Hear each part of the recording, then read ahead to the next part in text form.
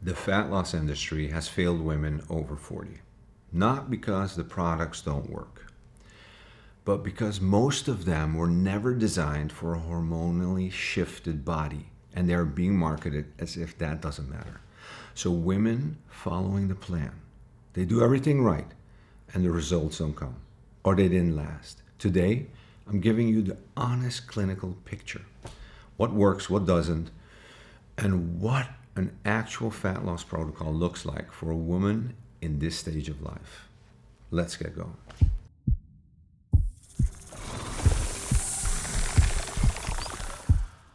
Most fat loss interventions work through three mechanisms. They reduce appetite, so calorie intake lowers. They increase energy expenditure, or they improve insulin sensitivity. And all three can work.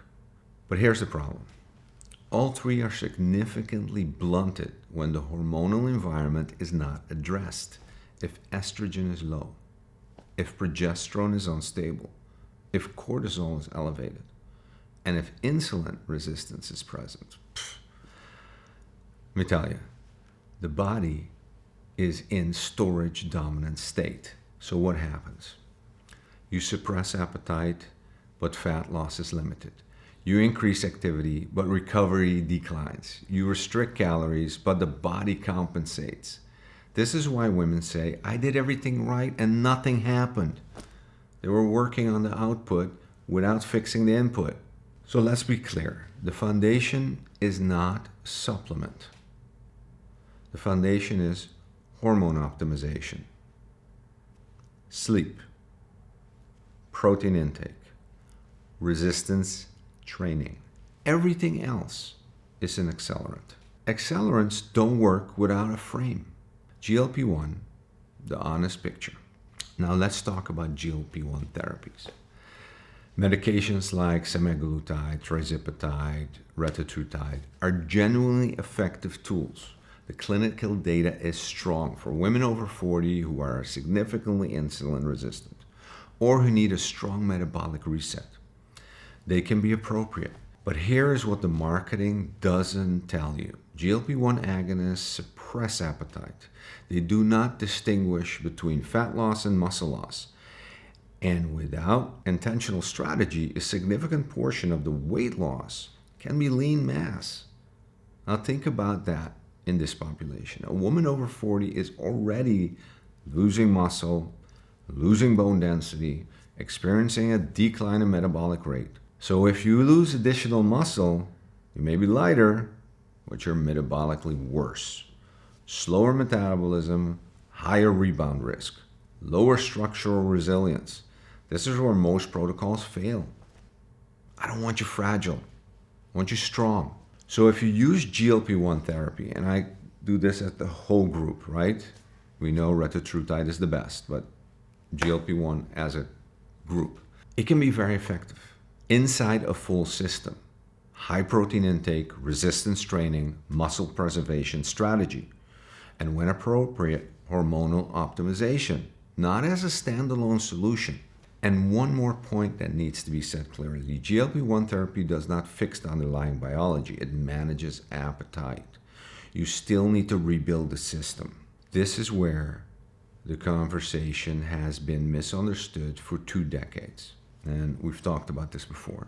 Estrogen is not optional biology. It is a metabolic regulator.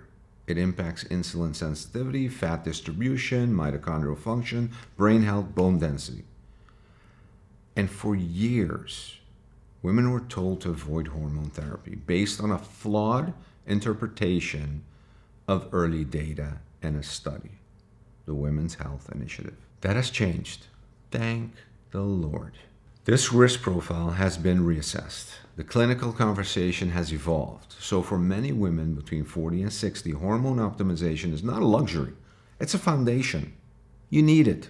Now this is individualized. Not every woman needs the same approach, but ignoring hormones and trying to out-diet a hormone shift is one of the biggest reasons that fat loss fails. Here is how I build a fat loss protocol for women over 40. And this is important. It's layered. And the order in which we do it matters. Here we go. Layer 1, hormonal foundation. Estrogen, progesterone, testosterone, and thyroid function. If these are not optimized, nothing above this layer works efficiently. This is your starting point. The second layer, protein at therapeutic levels. Minimum of 1.6 grams per kilogram of ideal body weight. Minimum. Resistance training, consistently. Sleep optimized. There are not lifestyle suggestions. These are metabolic interventions. The third layer, this is where strategy matters. Insulin management. Not carbohydrate elimination. Carbohydrate periodization. Timing carbohydrates around training. Reduced refined sugars. Stabilize glucose. You control insulin, you control fat storage. The fourth layer. Now we can layer in advanced protocols. Peptides are not magic. They are signaling amplifiers. Examples. AOD 9604 targets fat metabolism pathways. Tesamorelin reduces visceral fat through growth hormone signaling. CJC 1295 with Ipamorelin, no DAC, supports growth hormone and recovery. These are useful, but only when the foundation is in place. The fifth layer. Now and only now do we consider GLP-1 therapy inside the full system, with muscle preservation as a priority, with a clear entry strategy and an even clearer exit strategy. Because this is not a lifelong dependency tool. It's a strategic intervention. The women who get the best results are not the ones who find the best products. They are the ones who build the system in the right order. Fat loss after 40 is not about doing more. It's about doing the right things in the right sequence for the biology you are in.